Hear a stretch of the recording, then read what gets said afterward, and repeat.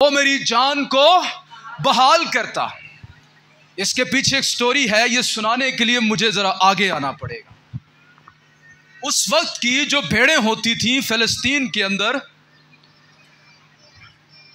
अगर उनके बाल ऊन ना काटी जाती, बड़ी हो जाती, और चूंकि फिलिस्तीन का मौसम गर्म होता था तो वो अपने लिए खड्डे खोद लेती ताकि वो उन खड्डों में लेट जाएं और उनको थोड़ी राहत मिले। जब वो उन खड्डों में खुद ही खोद कर लेटती तो बड़ी ऊन होने के सबब से उनकी ऊन पर कचरा, मड, कीचड़ वो लग जाता, वो भारी हो जाती। तो ऐसी हालत में जब वो खड्डे में आराम कर रही होती तो वो उल्टी हो जाती, उनका धड़ नीचे और टांगे ऊपर को, और ये एक ट्रेजेडी होती थी भेड़ के लिए।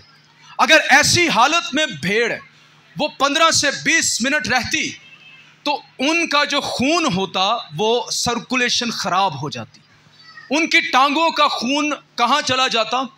दिमाग के अंदर, नसें वो फूलना शुरू हो जाती और आहिस्ता आहिस्ता वो इंसान बेहोश होना शुरू हो जाती। ऐसी हालत में अगर चरवाहा जल्द से जल्द भेड़ को ना ढूंढे तो भेड़ हलाक हो सकती थी।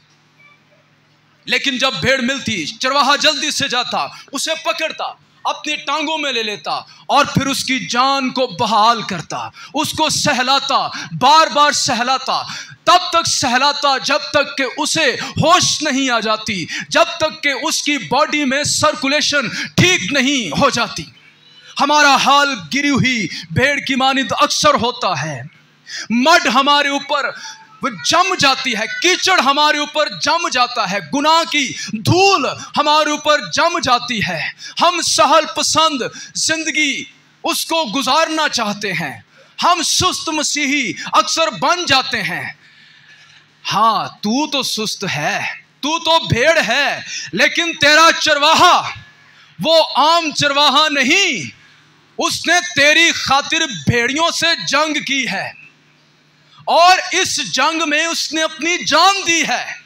वो तुझे ऐसी हालत में जब पाता है वो तुझ पर इल्जाम नहीं लगाता, वो तेरी अदालत करने के लिए नहीं बैठ जाता, वो तुझे डांटता, छड़ी के साथ मारता नहीं है, वो फौरन तेरी जान को अपनी हजूरी से सहलाना शुरू कर देता है, अपने कलाम से सहलाना शुरू कर देता है। तू मत डर, मैं अभी भी तेरा चौपान हूँ, तुझसे गुनाह हो गया, तू मत डर, तू अपने गुनाह पर गालिब नहीं आ पा रहा, तू मत डर, तू गुनाह में अटा हुआ है, मत डर, तू गिरा हुआ है, तेरी जिंदगी में रूहानी सर्कुलेशन, खून, कलाम, रूहुल कुद्स की कुदरत ये नहीं है, तू मत डर, बस मेरे हजूर में आ जा, मैं तेरी जान को बहाल करूंगा। फिर